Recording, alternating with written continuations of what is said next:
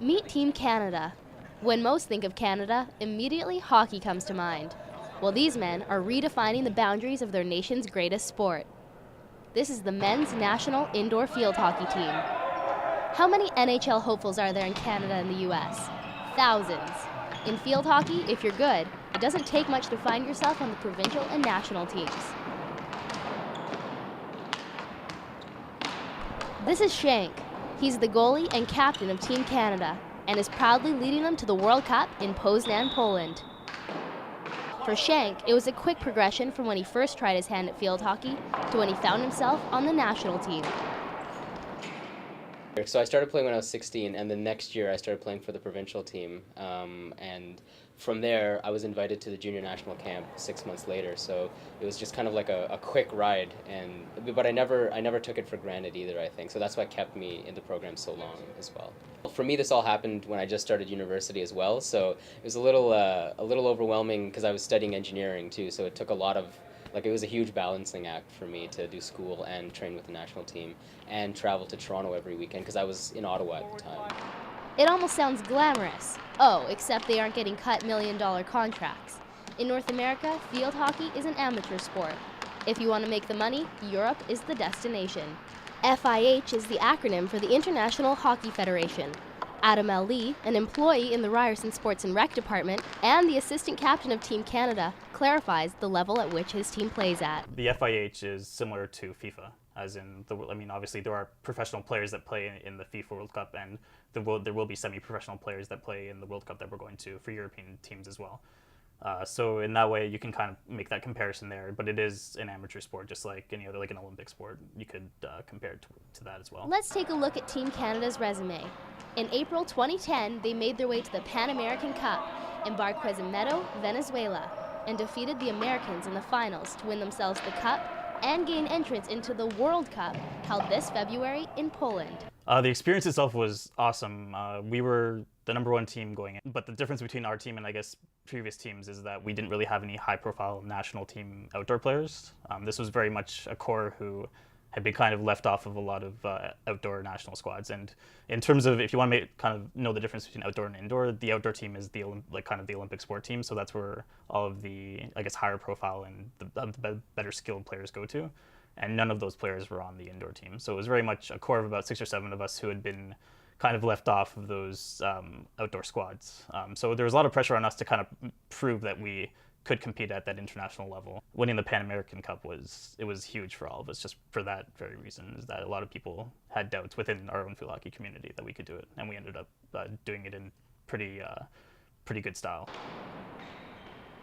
Canada proved its worth at the Pan Ams, but where do they stand on the world stage? Well, the difference between the Pan Ams and the World Cup is that at the World Cup, the best teams in the world are there, and the best teams are in Europe. The top 6 teams in the world right now are Europe. We're the next best team at 7th. Several members of the team are no strangers to the World Cup scene. The 12-team championship is on from February 8th to the 12th, and Canada's going to have to step up its game. The team has been drawn in Pool A, along with the 2-time defending world champions, Germany, and will also face off against the tournament host and 2007 finalist, Poland. Shank has been to the 2 previous World Cups. This is going to be my 3rd World Cup. Luckily, I was the rookie in 2003, and then I was in the middle of the pack in 2007, and now I'm one of the veterans in 2011. So each of them has been a huge honor for me. I'm really looking forward to this one actually, and because this one I'm getting a chance to lead the team, which is going to be really exciting. This guy picks up the ball. They've also got a coach whose extensive track record proves that he's more than qualified to lead the men to the cup. All right. If you start here, you don't have the ball. There have been 2 indoor World Cups, and I've gone to both of them. The first one as assistant coach for the men's team, and the second one as the assistant coach for the women's team. How did Hassan Ali, Team Canada's head coach, first get involved in the sport? Oh, that's a long story. The short story is Ali was an avid cricket player in Pakistan, and when he came to Canada, it was a school teacher that convinced him that field hockey would suit him well. That was back in 1979, and the rest is history. And the rest is history, yes. Adam also played in the last World Cup and painted a picture of the fans in Europe carrying the same passion for indoor and outdoor field hockey teams as Torontonians exude for the Maple Leafs. Oh, it's unbelievable. I mean, you play field hockey here and like no one knows you or cares really about it, and you go to Europe and the second indoor World Cup, which is the one that I was a part of, was in Vienna, Austria in 2007, and the experience, it's like any big event here. You get great crowds out for games, and people come up to you, like little kids come up to you and ask for your autograph because they see because you're in a program, like any sporting event here would have a program, and they have those there. And your name's listed in the roster, and they come up to you, they look for like your Canada uniform, and they come up to you and ask for your autograph. And the first time I got it, I looked to a couple of veterans on the team and was like, is this really happening? Because it was surreal, a surreal experience to experience that. And it felt great because they care about the game so much more. So it was just great to be in an environment where there's so much more passion for the game. Aside from the trips to Venezuela, Vienna, and Poland, they also travel for training camps. In December, they were in Russia and were supposed to go to Austria as well, but their funds wouldn't permit the trip. All of this traveling per year costs more than $100,000. Where does this money come from? Well, the players' pockets. Just like the previous World Cups, everything that we're doing is completely self-funded. So we've done a lot of fundraising initiatives. In the end, though, we did a golf tournament in October. We did a 3-on-3 tournament last weekend. But all the money we've raised so far is still basically a drop in the bucket. Our initial estimate for the World Cup and the two tours was in the range of $125,000. And once we saw that number, we knew we couldn't raise that fund and raise those funds, so we canceled Austria, and we're still sitting at around $70,000 right now. And for an amateur sport, for a team where a lot of the athletes are students or working full time, it's really hard to kind of make those ends meet, and it's a challenge. It's a challenge we've faced for the last 10 years.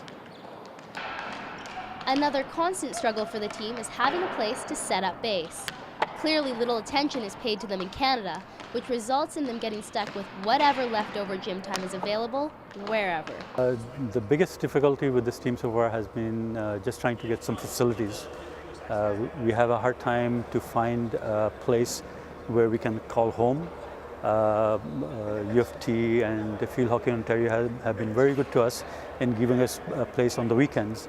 But during the week, we were very successful at the Pan Ams because we had consistent practices Tuesdays and Thursdays at Ryerson. But unfortunately, during the winter, where recreation and sports are taking place, we have a hard time getting the facilities. They are basically working to afford themselves the opportunity to play. They don't have a set place to call home in Ontario, and they are hardly recognized by the country they represent. So why do they do it? There can only be one reason. I love it. I love doing this, and hockey is something that, you know, it's just in my heart right now, and so it is a balancing act. But you know what? When it's something that you love doing, it's easy to do. I'm willing to bet that you didn't even know men's indoor field hockey existed. Team Canada is based right here in Toronto. They won the Pan American Cup, they're on their way to the World Cup, and they've been battling to have indoor field hockey recognized as a game in the Winter Olympics. All of this for a country that hardly knows they exist. I say it's time we give these men some credit. I'm Kelsey Wynn-Garrett for the Ryerson Rams Network.